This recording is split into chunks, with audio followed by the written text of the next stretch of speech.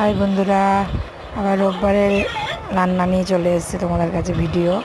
আজকে একটু অন্যরকমই ভাবলাম রান্নাটা করি।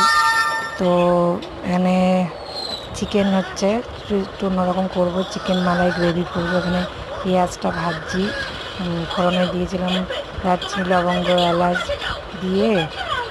পেঁয়াজটাকে একদম ঝিরি ঝিরি পাতলা করে কেটে নেবে। এখানে টমেটো কাটা, কাঁচা লঙ্কা কেটে রেখেছি। আর তোমার এখানে না পোলাও করবো একটু। তো চালটাকে 1 ঘন্টা ভালো প্রথমে ধুয়ে শুকিয়ে নিয়েছিলাম, তারপরে 1 ঘন্টা না চালটাকে মেখে রেখেছিলাম। ঘি দিয়েছি, নুন দিয়েছি, অল্প একটু হলুদ দিয়েছি, আর তোমার একটু গুঁড়ো মানে শাহি গরম মশলাটা দিয়ে মাখিয়ে 1 ঘন্টা রেখেছিলাম। তারপরে কাজু কিশমিশটা ঘিয়ের মধ্যে ভেজে নিয়েছি, দিয়ে তারপরে চালটা দিয়ে হালকা গ্যাসটা আছে ভেজে নিচ্ছি। তারপরে পরিমাণ মতন তো গরম জলটা দেবে। আর চিকেনটা তোমাদের পরে দেখাচ্ছি রেসিপিটা।